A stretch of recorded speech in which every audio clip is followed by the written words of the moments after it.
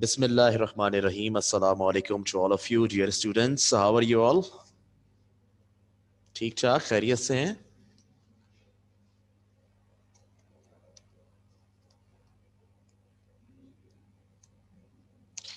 जी बच्चों, हेलो, अस्सलाम वालेकुम।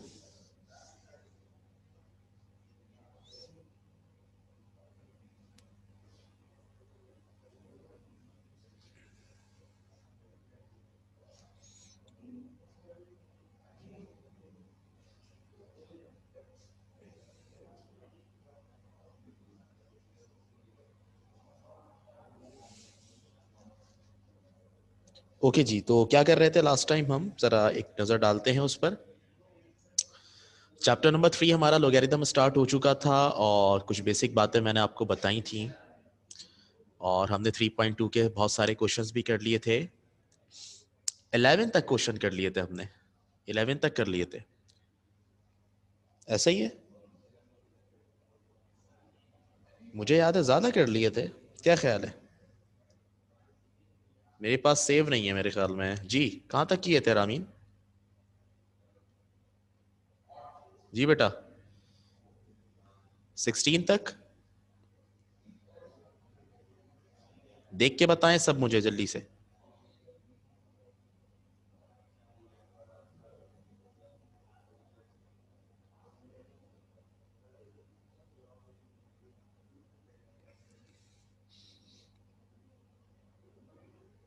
थर्टीन तक, 13 तक हुआ था। 14 15 कहाँ हुआ है बेटा? 14 15 हो गया है?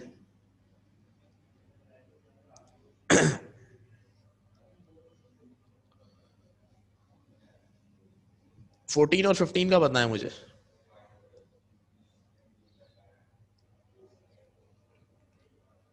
ठीक है ठीक है, 15 तक हुआ था, 16 करना है। Find the value of A in the following. Value of A in the following. हमें ए की वैल्यू निकालनी है। 14 15 हमने कर लिया था, 16 हम कर रहे हैं और 16 में हमारे पास लॉग बेस ए 1 = 0 लिखा हुआ है। ठीक है, क्या बताया था मैंने आपको कि जब भी आपको कोई वैल्यू निकालने को कहा जाएगा और वैल्यू लॉग में होगी तो आप लॉगरिथमिक फॉर्म से बेटा एक दूसरी फॉर्म में कन्वर्ट करते थे, यानी एक्सपोनेंशियल फॉर्म में। बताया था ये। सबसे पहले आपने लॉगरिथमिक फॉर्म से एक्सपोनेंशियल फॉर्म में कन्वर्ट करना है, लॉगरिथमिक फॉर्म से एक्सपोनेंशियल फॉर्म में कन्वर्ट करना है। ठीक है, तो कैसे करते हैं? बेस मैंने बताया था सेम रहती है। अगर लॉगरिथमिक फॉर्म के अंदर बेस ए है तो वो एक्सपोनेंशियल में भी वही रहेगी। बेस ए है तो यहां पे हमने लिख दिया ए। ठीक है, बेस ए जो थी उसको हमने लिख दिया यहां पर ए, बेस ए लिख दी। अब क्या होता है कि राइट वाला जो नंबर होता है वो पावर बन जाता है और जो पावर होती है वो राइट पर चली जाती है। क्या ये बात सबको क्लियर है बेटा? यस कर दें अगर क्लियर है तो। सबने सीखी है बात लास्ट टाइम?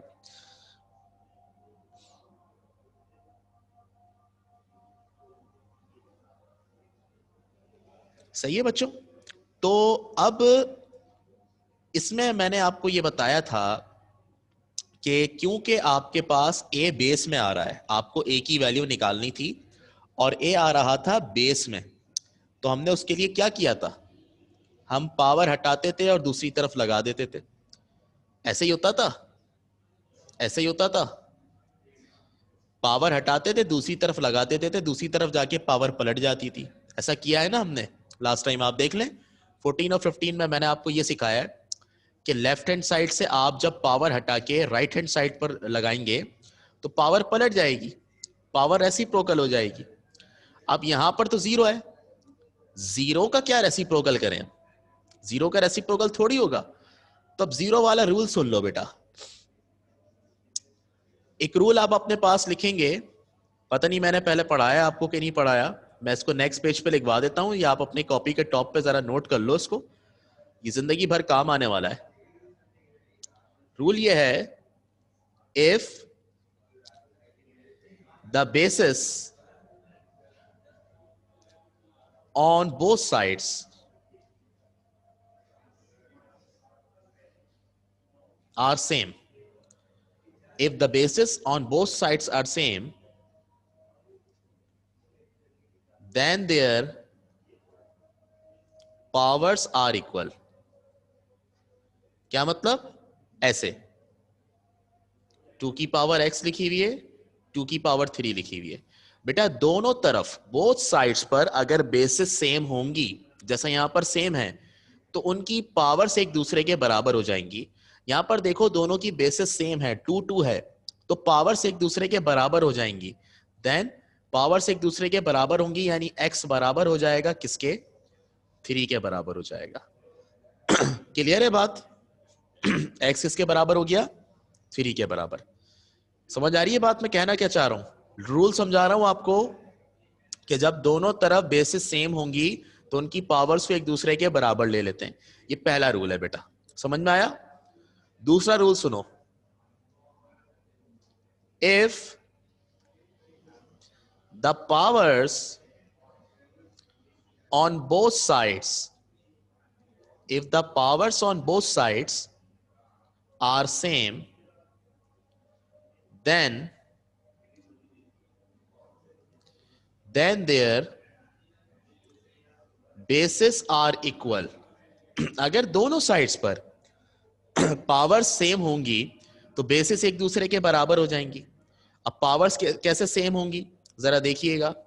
पावर्स ऐसे सेम हो सकती हैं, x की पावर 2 है और 3 की पावर 2 है, सही है?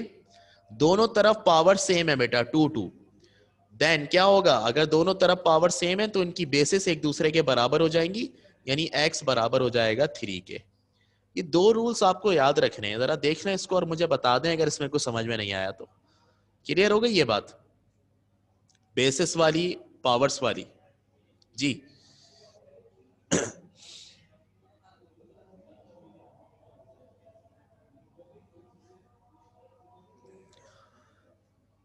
डन?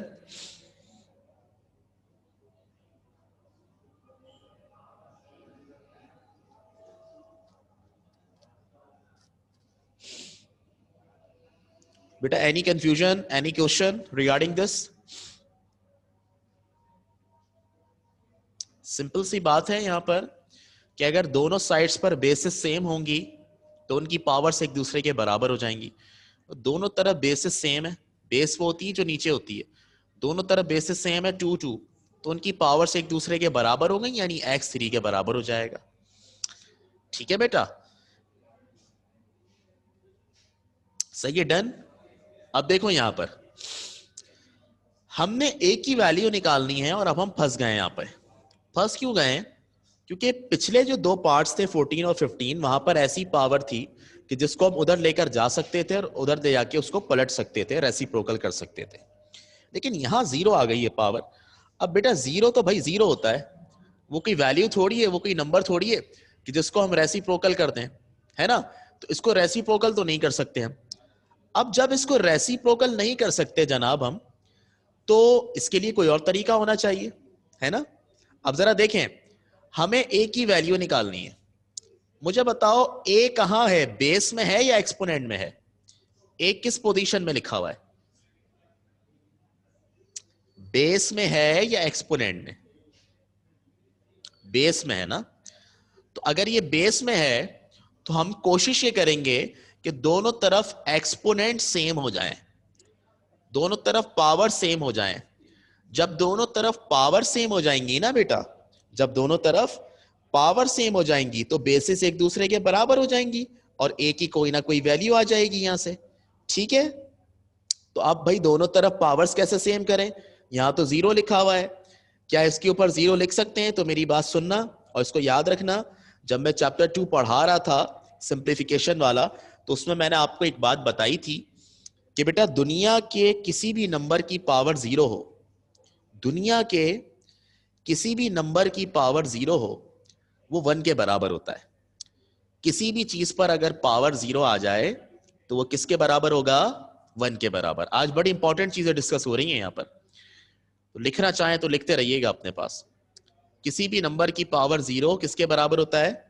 1 के बराबर। अब आप मुझे बताते जाएंगे 1 की पावर 0 किसके बराबर?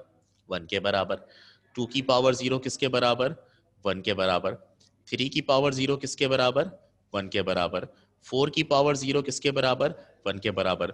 किसी भी नंबर की पावर 0 1 के बराबर। अब ये कैसे होता है ये एक दिन प्रूफ करके दिखा दूंगा आपको, लेकिन अभी आपने याद रखना है मैथ्स का रूल है, किसी भी नंबर पे पावर 0 आएगी 1 के बराबर होगा बेटा। इज इट क्लियर और नॉट?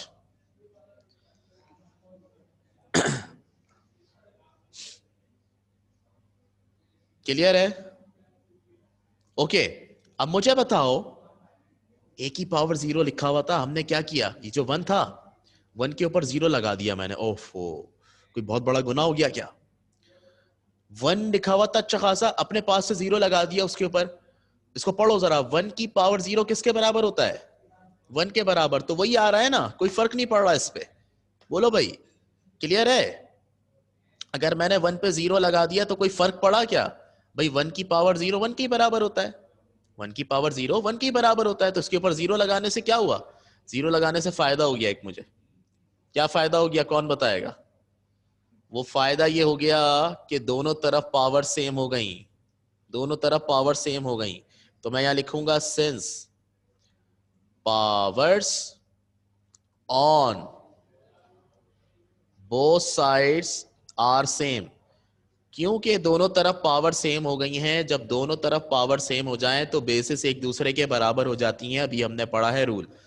तो दोनों तरफ पावर सेम है, बेसिस एक दूसरे के बराबर होंगी, यानी ए बराबर हो जाएगा किसके?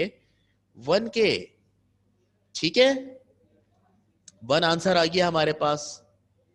लेकिन लेकिन लेकिन अब काम की बात है बेटा। मैंने कहा किसी भी नंबर की पावर 0 1 के बराबर होता है, तो मैंने यहां 1 की पावर 0 लिखा है। अगर मैं यूं लिख देता, सिमिलरली सिमिलरली मैं यूं लिख दूं, ए की पावर 0 इक्वल टू, ये 1 लिखा हुआ था, 1 की जगह मैंने लिख दिया 2 की पावर 0। तो बताओ क्या गलत होगा? 1 की पावर 0 1 के बराबर था, क्या 2 की पावर 0 भी 1 के बराबर होगा? बिल्कुल, 2 की पावर 0 भी 1 के बराबर होगा। अरे तो बड़ी जबरदस्त चीज सामने आ रही है। अगर हम यहां पर 2 की पावर 0 लिखते हैं तो बेटा यहां पर भी देखो पावर्स एक दूसरे के बराबर हैं, तो बेसिस भी एक दूसरे के बराबर हो जाएंगी। ए आ गया 2 के बराबर, ये तो गेम हो गया। आप 3 की पावर 0 लिख लें तो ए की वैल्यू कितनी आएगी? 3 आ जाएगी। आप 4 की पावर 0 लिख दें तो ए की वैल्यू कितनी आएगी? 4 आएगी। आप 5 की पावर 0 लिख दें, यानी हम तो लिखते जाएंगे, 1 तो हमेशा आएगा। किसी भी चीज की पावर 0 कर दें उसका आंसर 1 आएगा। तो बेटा इसका मतलब ये हुआ, ये जो सवाल है ये बड़ा अजीब सा सवाल है। इसका कोई एक आंसर नहीं है। इसका कोई एक आंसर नहीं है। तो हम क्या लिखेंगे इसका आंसर? इसका आंसर हम यूं लिखेंगे, A is any positive number. A is any positive real number. Real number दुनिया का हर नंबर होता है, इसलिए रियल नंबर लिख सकते हैं किसी भी नंबर के साथ। A is any positive real number, ये आपका आंसर हो गया। ठीक है, कैसा लगा ये सवाल, समझ में आई बात? एक आंसर फिक्स ही नहीं है उसका, कोई भी वैल्यू लिख दें आ जाएगा वो। बोले भाई कोई स्टेप समझ में ना आया हो तो। अब ऐसे तो हम करते रहते हैं ना, सारी जिंदगी गुजर जाती है हमारी, हम बूढ़े हो जाते। हमने ऐसे थोड़ी करते रहना है, हमने तो जनरलाइज करके एक आंसर देना है, वो हमने दे दिया। कहां पे वन की बात है? कहां पे सिर्फ वन की बात है? बेटा यहां 4 लिखा होता तो क्या करती तुम? अगर यहां 4 लिखा होता तो 2 के स्क्वायर में ब्रेक करती क्या नहीं करती? तो आ जाता ना नीचे, 2 आ जाता, 2 का स्क्वायर। तो जो नंबर होता है उसको तो चेंज करके ही लिखते हैं ना हम। नहीं, इस सवाल से पहले कुछ नहीं करवाया। यहां पर बेशक 1 हो, हमने तो दोनों तरफ पावर सेम करनी है ताकि बेसिस एक दूसरे के बराबर आए और हमें एक ही वैल्यू मिल जाए। तो 1 की पावर 0 लिख दें वो भी 1 के बराबर है, 2 की पावर 0 लिख दें वो भी 1 के बराबर है। मतलब जिस पावर में भी ब्रेक कर रहे हैं वो 1 के बराबर आ रही है, तो इसलिए इसका कोई फिक्स आंसर नहीं है। ठीक है।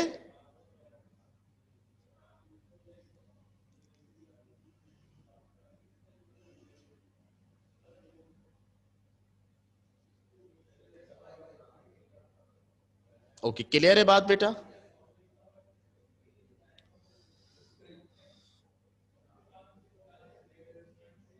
बेटा आपसे किसने कहा कि इसमें 1 दिया हुआ है तो हम कोई और वैल्यू नहीं लगा सकते? मुझे बताइए ना। अगर 4 आता है आपके पास कभी, तो 4 को 2 के स्क्वायर में ब्रेक क्यों करती हैं आप? फिर 4 है तो फिर आप 2 क्यों लिख रही हैं? यहां पर क्यों लिख रही हैं 2? 4 लिखा रहने दें। तो यहां 1 है तो 1 की जगह तो कुछ भी ब्रेक कर सकते हैं पावर में।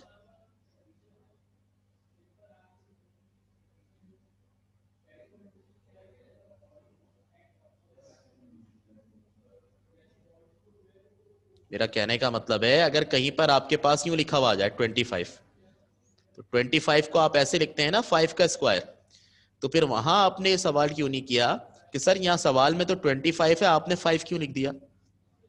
कोई भी नंबर किसी और नंबर की पावर में बन होता है। 9 बन होगा 3 के स्क्वायर में। अब यहां सवाल क्यों नहीं किया कि 9 था तो 3 क्यों लिख दिया? तो बेटा 1 भी किसी और की पावर में बन होगा ना। 1 की पावर में भी बन हो रहा है, ये 2 की पावर में भी बन हो रहा है। ये एक एक्सेप्शनल केस है। This is exceptional case, special case है ये, क्योंकि यहां 0 पावर आ रही है। यहां कोई सा भी नंबर चल जाएगा, हमेशा ऐसा नहीं होगा। ठीक है, अगर पावर 1 होती तो ऐसा नहीं होता। पावर 0 है तो ऐसा हो रहा है। पावर 0 में आप कोई भी नंबर लिख दे नीचे, उसका आंसर 1 ही आता है। ठीक है, ये पावर 0 की वजह से हो रहा है सारा काम खराब। पावर 0 जब भी हो तो आप कोई सा भी नंबर नीचे लिख दें, वो 1 के बराबर ही आएगा।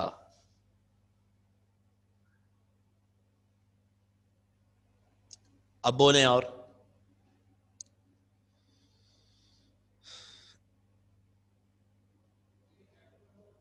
कोई कंफ्यूजन?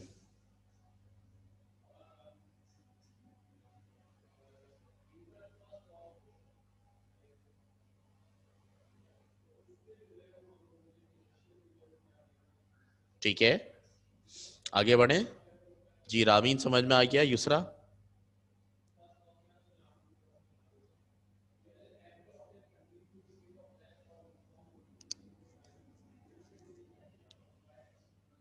ओके, ठीक है। अब हम मजीद आगे बढ़ते हैं, 17 से स्टार्ट करते हैं। यहां पर है find the value of Y. Value of Y in the following.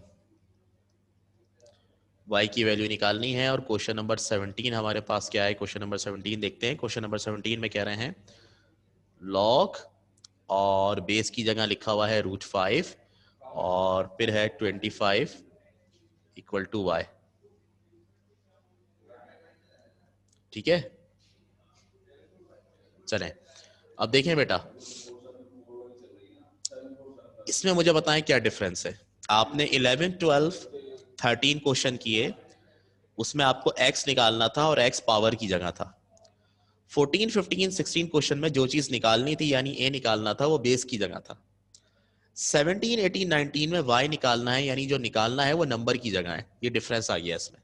ठीक है, यानी आपको ये सिखाना चाह रहे हैं 11 से लेकर 19 तक जो क्वेश्चन है उसमें, कि जो वैल्यू आप निकाल रहे हैं वो बेस में भी हो सकती है, वो पावर में भी हो सकती है, और वो राइट हैंड साइड पर नंबर की जगह भी हो सकती है। इस वक्त आपको जो वाई निकालना है, जो चीज निकालनी है, वो राइट पर है। कोई बात नहीं, मेथड वही है हमारा। सबसे पहले हम अपने क्वेश्चन को चेंज करेंगे एक्सपोनेंशियल फॉर्म के अंदर। एक्सपोनेंशियल फॉर्म में कन्वर्ट करने का तरीका क्या होता है? पहले आप बेस को लिखते हैं, तो मैंने बेस लिख दिया। बेस मेरे पास है √5। राइट वाला नंबर पावर बन जाता है तो y पावर बन जाएगा, और जो पावर है वो राइट पे आ जाती है, यानी 25। ठीक है, अब देखें, ये जो रूट है, इस रूट को हम कन्वर्ट करेंगे पावर हाफ में। सही है, रूट बराबर होता है पावर हाफ के, तो मैंने लिख दिया 5 की पावर हाफ, और बेटा इसके ऊपर पहले से क्या लिखा हुआ है? y लिखा हुआ है। क्या हम 25 को 5 की पावर में ब्रेक कर सकते हैं? 5 का स्क्वायर 25 होता है, जैसे मैं अभी बता रहा था। 5 का स्क्वायर 25 हो गया। ठीक है, लेफ्ट हैंड साइड पर देखें, मैंने बताया आपको पावर से पावर मल्टीप्लाई होती है, तो ये y 1/2 से मल्टीप्लाई हो रहा है, तो ये y 1 से मल्टीप्लाई होगा। जी जी मुबशिरा बेटा, जब रूट हटता है तो पावर 1/2 तो आती है, रूट बराबर होता है पावर 1/2 के, तो रूट को हटा के पावर 1/2 लगाते हैं। अब ये पावर पावर से मल्टीप्लाई हो रही है, यानी 1/2 y से मल्टीप्लाई हो रहा है। जब y 1/2 से मल्टीप्लाई होगा तो क्या y सिर्फ 1 से मल्टीप्लाई होगा या 2 से भी होगा?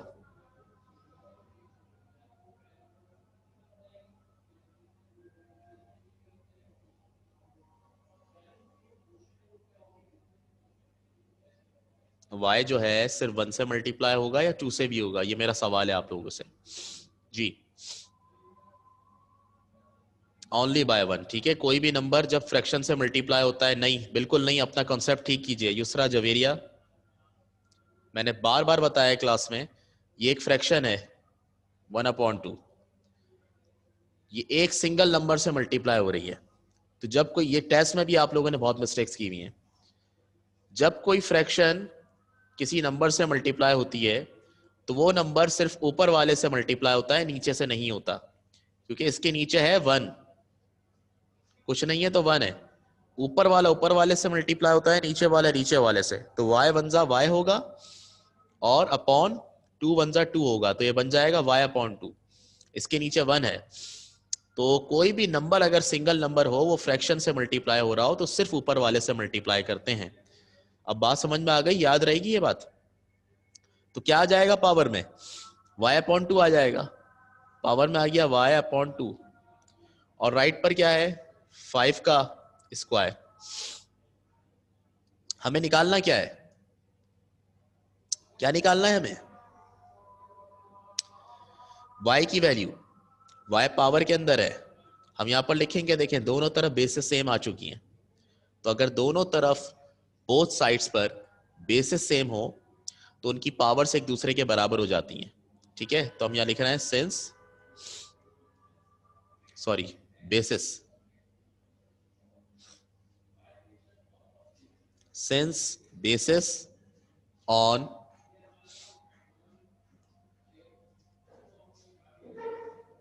both sides are same,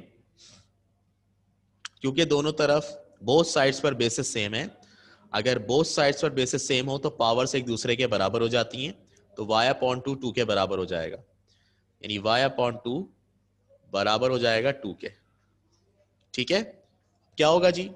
2 divide में है, उधर जाके मल्टीप्लाई होगा, तो y इक्वल टू 2 मल्टीप्लाई 2, इस तरह y की वैल्यू आपके पास आ गई 4 के बराबर। ये आपका आंसर हो गया। ठीक है, देख लें बेटा, इसको आप पूरा आपके सामने है स्क्रीन पे, और अगर कुछ पूछना है तो पूछ लें आप।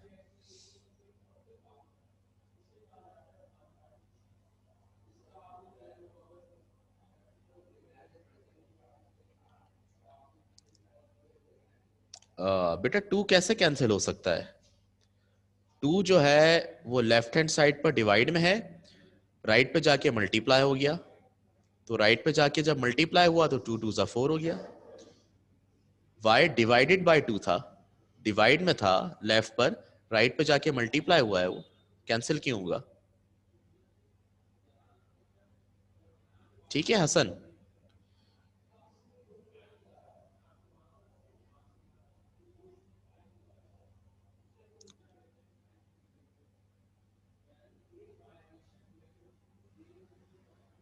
y/2 2 के बराबर कैसे हुआ? बेटा आज मैंने क्लास के स्टार्ट में एक रूल बताया है आपको, कि जब दोनों तरफ बेसिस सेम हो तो उनकी पावर्स एक दूसरे के बराबर हो जाती हैं।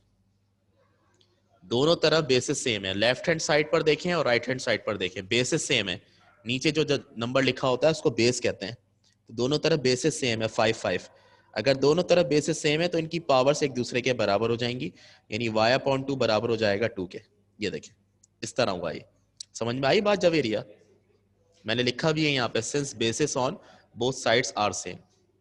जी हसन, 5 इक्वल टू 5 पॉइंट वाला,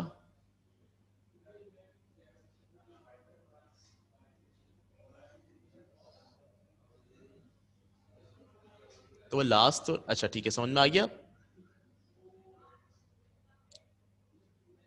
ओके ओके बेटा, एनी अदर क्वेश्चन बेटा प्लीज, कोई क्वेश्चन है तो जरूर करें।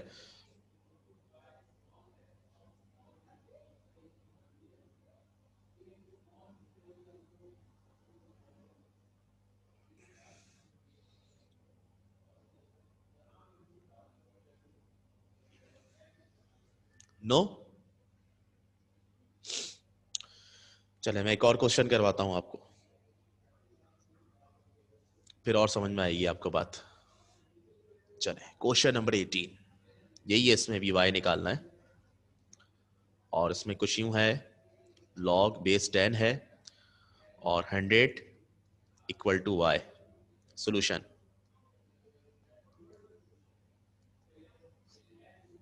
सही है। क्वेश्चन को उतार लें एक दफा, कोई बात नहीं, मैंने पिछली दफा उतारा नहीं था। अब देखें, कभी भी आपको सॉल्व करना हो सवाल तो मैं बार बार एक जुमला कह रहा हूं कि लॉगरिथमिक फॉर्म से कन्वर्ट करेंगे एक्सपोनेंशियल फॉर्म में। ठीक है, लॉगरिथमिक फॉर्म से एक्सपोनेंशियल फॉर्म के अंदर आप कन्वर्ट करेंगे। तो जब लॉगरिथमिक से एक्सपोनेंशियल फॉर्म में कन्वर्ट करते हैं तो क्या करते हैं, पहले बेस लिखते हैं, बेस है 10, राइट वाला नंबर पावर में आ जाता है और पावर वाला राइट पर चला जाता है। सही है। अब जो चीज आपको निकालनी है वो है पावर के अंदर। तो जब वो चीज आपको निकालनी हो वो पावर में हो तो आप दोनों तरफ बेसिस सेम करते हैं, जिस तरह हमने लास्ट क्वेश्चन में किए ना, दोनों तरफ 5 कर दिया था। तो अब देखें, लेफ्ट पर आपके पास 10 की पावर y लिखा हुआ है, यानी बेस 10 है। तो क्या राइट पर भी बेस 10 हो सकती है? 10 की कोई पावर है जो 100 के बराबर हो? 100 को आप ब्रेक कर सकते हैं एग्जैक्टली 10 के स्क्वायर में। 10 का स्क्वायर 100 होता है, यानी 10 10 100। तो हमने 100 को ब्रेक कर दिया बेटा 10 के स्क्वायर में। सबकी समझ में आ रही है ये बात? 100 को ब्रेक कर दिया 10 के स्क्वायर में। अब इससे फायदा क्या हुआ हमें? इससे हमें ये एडवांटेज हुआ कि हमारे पास दोनों तरफ बोथ साइड्स पर बेसिस इक्वल हो गई, बेसिस सेम हो गई। और जब दोनों साइड्स पर बेसिस सेम हो, मैं दोबारा अपनी स्टेटमेंट को रिपीट कर रहा हूं, दोनों साइड्स पर बेसिस सेम हो तो पावर से एक दूसरे के बराबर हो जाती हैं। तो हम यहां पर लिखेंगे since basis on both sides are same. क्योंकि दोनों साइड्स पर बेसिस क्या है, सेम, तो पावर से एक दूसरे के बराबर हो जाएंगी। y बराबर हो जाएगा 2 के, यहां लिख दिया y इक्वल टू 2। ये आपके पास आंसर आ गया, डायरेक्ट y की वैल्यू आ गई। ठीक है, समझ में आया आपकी? डन? बताते हैं, कोई सवाल है तो।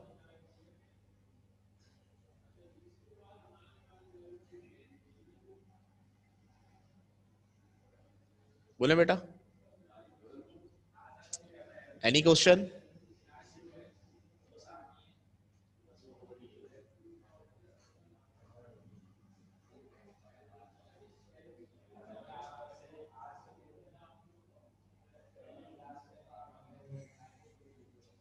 देख लें बेटा, कोई भी अगर प्रॉब्लम आ रहा है तो बता दें अभी, क्योंकि छोटे छोटे क्वेश्चंस है ना, यही आगे जाके बड़े बड़े क्वेश्चंस के अंदर यूज होंगे, यही कॉन्सेप्ट।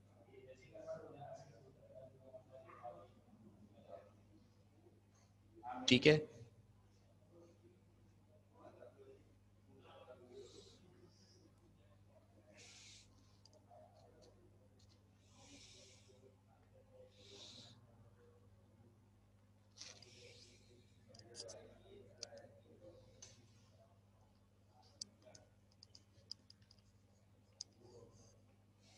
चलें, शुड बी प्रोसीड?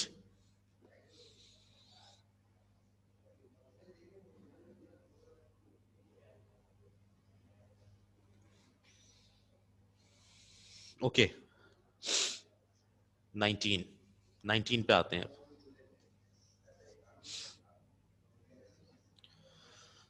लॉग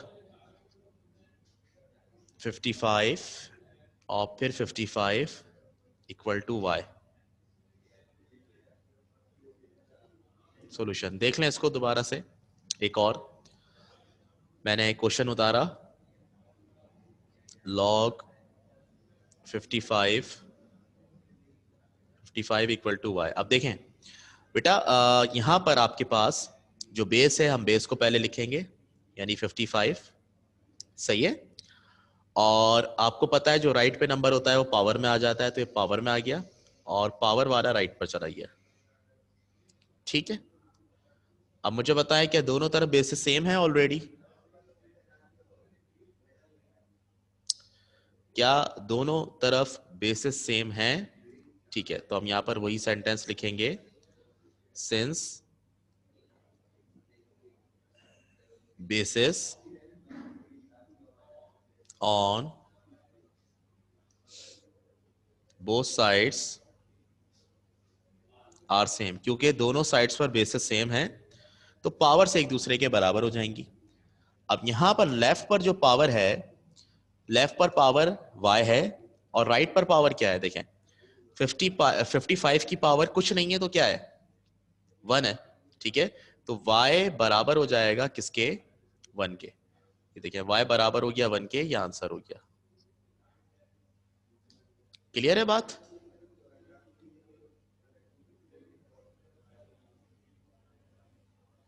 ठीक है।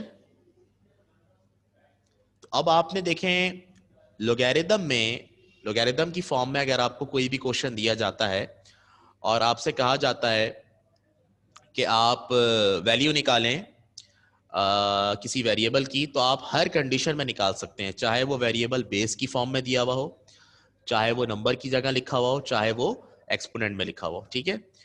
बेटा जीरो पावर नहीं डाल सकते हम अपनी मर्जी से। अगर मैं यहां जीरो लिखता हूं ना, अगर मैं यहां जीरो लिखता हूं तो 55 की पावर जीरो 1 के बराबर होगा। नहीं बेटे, ये 1 थोड़ी है, तो 55 है, तो 55 है, वहां 1 था इसलिए जीरो डाल दी थी। किसी भी चीज की पावर अगर जीरो लिखेंगे तो वो तो 1 के बराबर हो जाएगा। नहीं नहीं, ये तो 55 के बराबर है। तो बेटा इसकी आसान ट्रिक याद रखो, किसी भी नंबर के ऊपर अगर कोई पावर नहीं लगी हुई, किसी भी नंबर के ऊपर अगर कोई पावर नहीं लगी हुई तो वहां पावर 1 होती है। तो यहां पावर 1 थी इसलिए हमने y को 1 के बराबर ले लिया, ठीक है।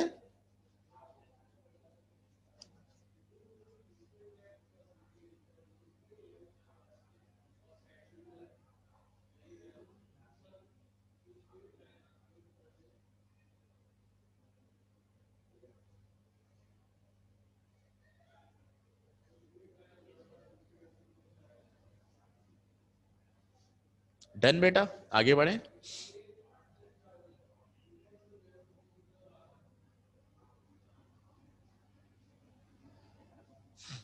ओके, अच्छा अब आपसे जो क्वेश्चंस पूछे जा रहे हैं वो जरा कुछ डिफरेंट स्टाइल से पूछे जा रहे हैं।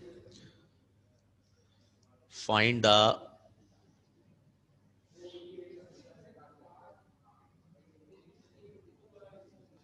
लोगैरिथम्स ऑफ, सही है, लोगैरिथम निकालना है। तो अब देखें सवाल किस तरह दिया जा रहा है, 1728 2 बेस 2√3। क्या डिफरेंट है इसमें? अब तक के क्वेश्चंस में 19 क्वेश्चंस आप कर चुके हैं, उसमें और इसमें क्या डिफरेंस नजर आ रहा है आपको? जी बच्चों, लॉग निकालना है, एग्जैक्टली पहली चीज कि अभी तक वेरिएबल की वैल्यू निकालनी थी, ए निकाल लो, एक्स निकाल दो, वाई निकाल दो। अब क्या कह रहे हैं? Find the logarithm, find the logarithm. ये देखें, फाइंड द लोगैरिथम यानी लॉग की वैल्यू निकालनी है आपने। समझ आ रही है बात? फाइंड द लोगैरिथम, लोगैरिथम निकालना है आपने। क्लियर है बात? पहला डिफरेंस हो गया। दूसरा डिफरेंस, अब आपको क्वेश्चन वर्ड्स की फॉर्म में दिया हुआ है। कैसे? कहते हैं फाइंड द लोगैरिथम ऑफ, किस चीज का लोगैरिथम निकालना है आपने? 1728 टू बेस 2√3। अब सुनिएगा जरा, जब आपको लोगैरिथम निकालने को दिया जाए किसी वैल्यू का, उसको आपने नंबर की फॉर्म में कैसे लिखना है? देखें लोगैरिथम निकालना है, जब भी आपने देखा लोगैरिथम निकालना है तो आप यूं लिखेंगे LOG, सही है। फाइंड द लोगैरिथम कहा तो आप लिखेंगे LOG। किसका लोगैरिथम निकालना है? 1728 का निकालना है टू बेस 2√3। क्या मतलब है? आपने बेस की जगह क्या लिखना है बेटा? 2√3। तो आपने बेस की जगह छोटा सा लिख दिया 2√3। और जिसका लोगैरिथम निकालना है, कह रहे हैं ना फाइंड द लोगैरिथम ऑफ 1728, जिसका लोगैरिथम निकालना हो उसको आप पावर की जगह लिखते हैं 1728। और बेटा जब हम 1728 का लोगैरिथम निकालेंगे बेस 2√3 के हिसाब से, तो कुछ ना कुछ आएगा ना, ये इक्वल टू के आगे भी कुछ होता है, तो वो नंबर हमें नहीं पता, वो हमें निकालना है। तो हम यहाँ पे क्या लिख देंगे? x लिख देंगे। आई बात समझ में किस तरह लिखना है? आपको अगर लोगैरिथम निकालने को कहा जाए तो आप लिखेंगे LOG लॉग, बेस आपको दी हुई है तो आपने बेस की जगह छोटा सा 2√3 लिख दिया। जिसका लोगैरिथम निकालना है, कह रहे हैं फाइंड द लोगैरिथम ऑफ 1728, जिसका लोगैरिथम निकालना है वो आप पावर में लिखेंगे। और जब आप इनका लोगैरिथम निकालेंगे तो कोई ना कोई वैल्यू आएगी ना, तो वो जो वैल्यू आएगी उसको आपने x के बराबर ले लिया कि वो x आएगी यहाँ पे। अब बताओ बेटा, यहां तक बात क्लियर है जितना मैंने अभी बताया?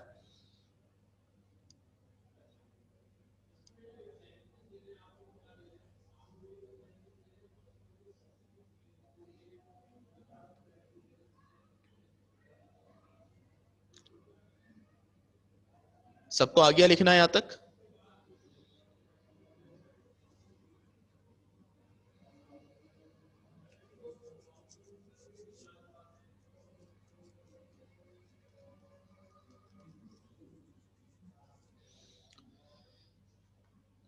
ओके बेटा, अब आगे बढ़ते हैं।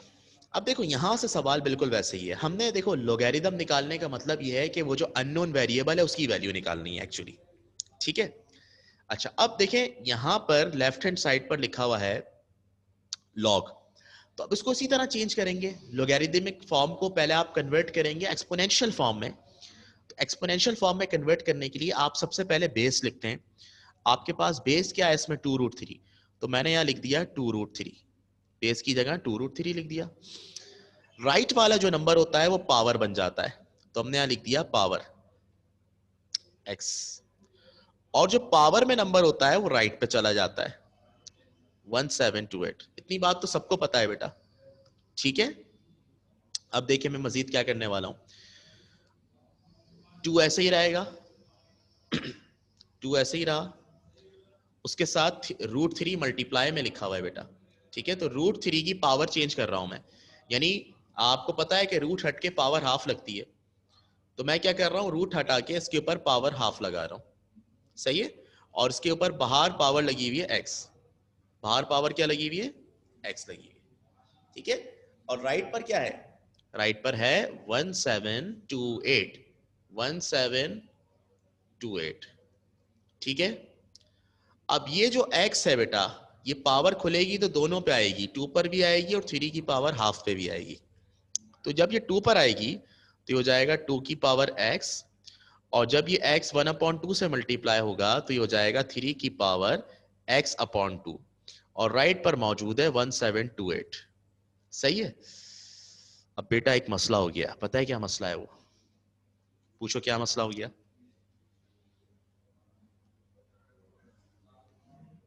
पूछोगे तो बताऊंगा वरना बताऊंगा भी नहीं।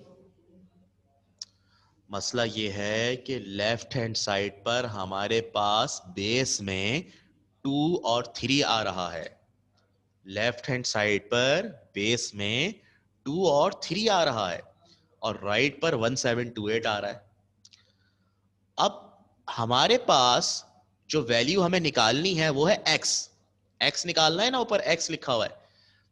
अब बेटा x है पावर में, और आपने अभी पावर वाले सवाल किए हैं कि आपको जब कोई वैल्यू निकालनी हो और वही वैल्यू पावर में हो, तो आप दोनों तरफ बेसिस सेम करते हैं किसी ना किसी तरह। किए है ना आपने अभी ब्रेक कर करके। 10 का स्क्वायर कर दिया था, 10 10 हो गया था दोनों तरफ। 5 का स्क्वायर कर दिया था, 5 5 हो गया था दोनों तरफ। तो बेटा यहां पे भी आपने क्या करना होगा कि अगर लेफ्ट पर 2 और 3 आ रहा है तो राइट पे भी क्या आना चाहिए? 2 और 3। बोलो बेटा मेरी बात समझ रहे हो? राइट पर भी क्या आना चाहिए? 2 और 3 आना चाहिए। क्या आना चाहिए राइट पर? 2 और 3। सही है, इतनी बात क्लियर है? नहीं बेटा रामीन 6x का स्क्वायर नहीं होगा। 2 की पावर x है और 3 की पावर x/2 है। जब दोनों की पावर डिफरेंट है तो इनको मल्टीप्लाई नहीं कर सकते, इन पे पावर लगी हुई है। अगर खाली नंबर होते तो मल्टीप्लाई करते। अब सुनिएगा जरा, अगर लेफ्ट पर 2 और 3 है तो राइट पर भी 2 और 3 आना चाहिए। तो अब आप मुझे बताएं कि हम 1728 को 2 की पावर में और 3 की पावर में लिख सकते हैं? कभी आपने बचपन में ऐसा कोई सवाल किया, आपको कोई बड़ी सी वैल्यू दी हो और आपको कहा उसके फैक्टर बनाओ बाय यूजिंग एलसीएम? आप एलसीएम से उसके फैक्टर बनाते हैं और फिर लिख देते हैं ये 2 की पावर और 3 की पावर में ऐसे ब्रेक हो सकता है। कभी किया किसी ने? 2 की पावर में और 3 की पावर में ब्रेक किया? तो हम भी 1728 को 2 की पावर और 3 की पावर में ब्रेक करने जा रहे हैं, जरा देखिएगा एलसीएम के जरिए। कभी भी किसी नंबर को उसे पावर में ब्रेक करना हो तो उसका एलसीएम ले लें आप, अगर बड़ा नंबर हो। तो मैं एलसीएम ले रहा हूं, रफ वर्क करना है आपने। 1728 किस नंबर से स्टार्ट करते हैं? 2 से स्टार्ट करते हैं।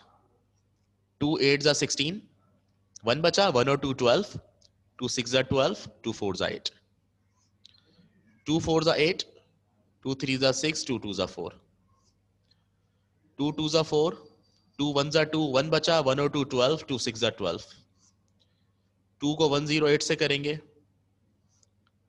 2 54 जा, 2 27 जा। बेटा अब 2 के टेबल में 27 नहीं आता, तो अब आगे 2 से नहीं हो सकता, अब आगे किस नंबर से होगा? 3 से। 3 9 जा 27, 3 3 जा 9 और 3 1 जा 3। जब 1 आ जाता है तो सवाल खत्म हो जाता है।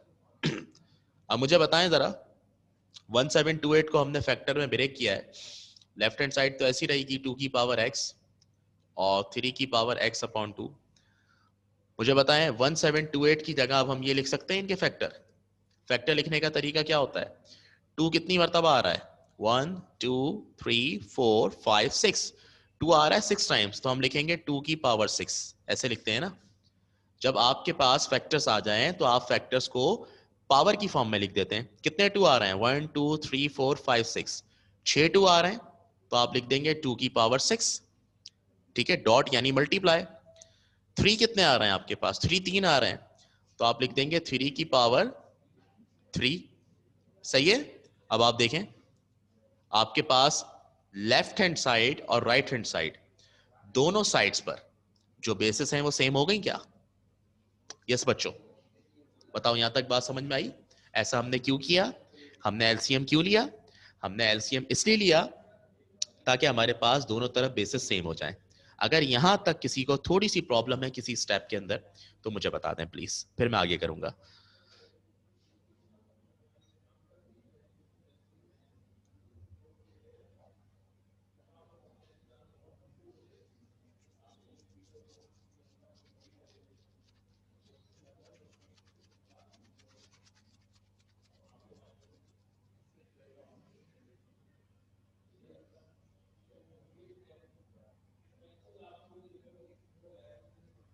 यस बेटा, इज इट क्लियर?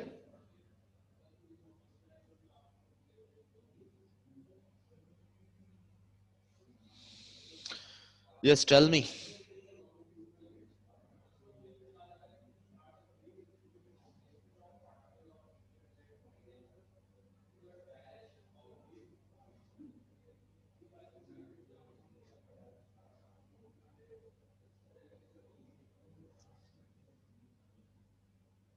ओके, अब देखें दोनों तरफ बेसिस सेम है बेटा, तो हम क्या करेंगे, हम यहां पर लिखेंगे सिंस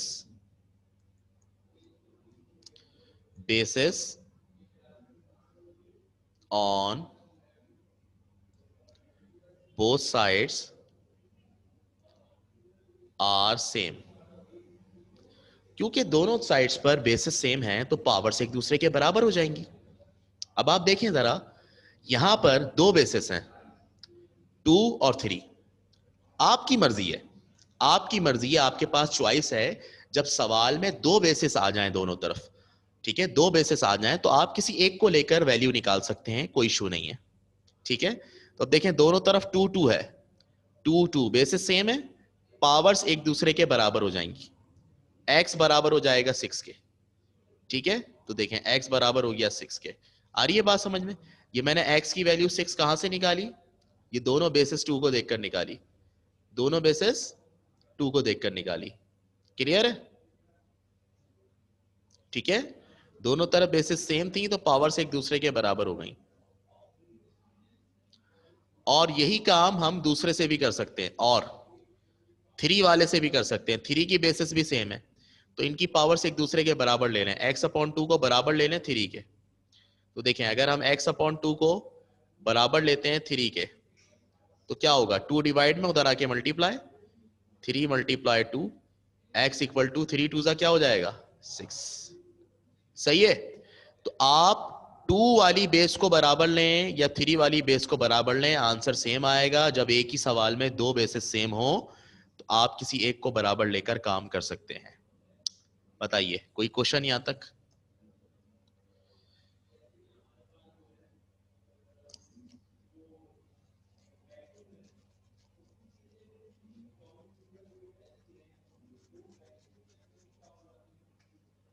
मैं यहां पे लेक्चर खत्म करूंगा अपना। अगर आप में से किसी का कोई क्वेश्चन है तो प्लीज बता दें।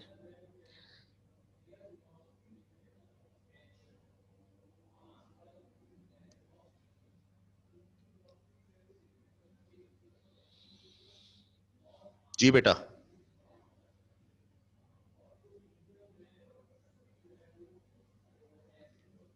आंसर आ गया ना बेटा? ये एक्स की वैल्यू आ तो गई।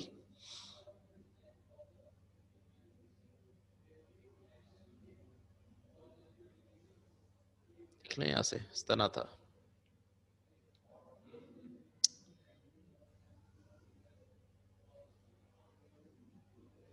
जी बेटा, हमें लॉग निकालना था, हमने लॉग निकाल लिया है। ये देखें, हमसे कहा गया लॉग निकालो, हमने उनके दिए हुए डेटा को लॉग की फॉर्म में लिखा। लॉग की फॉर्म में लिखने के बाद जो अननोन वेरिएबल होता है उसकी वैल्यू निकालनी होती है। जो अननोन अल्फाबेट होता है, जैसे हमारे पास एक्स था, तो वही तो निकाला है हमने। अगर वो निकाल लिया दैट मीन्स आपने लॉग निकाल लिया। लॉग को एक्सपोनेंशियल फॉर्म में कन्वर्ट कर दिया, इसलिए लॉग गायब हो गया। तो आपको लग रहा है कि हमने लॉग नहीं निकाला, कुछ और निकाला है। ये एक्चुअली लॉग निकालने का ही एक तरीका है कि आप वेरिएबल की वैल्यू निकालते हैं। I hope you will understand.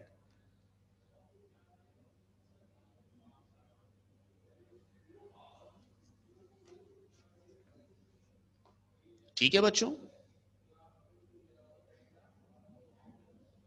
Done.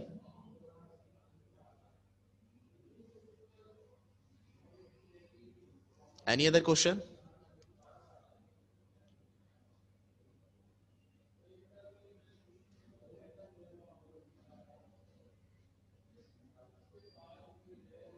Okay,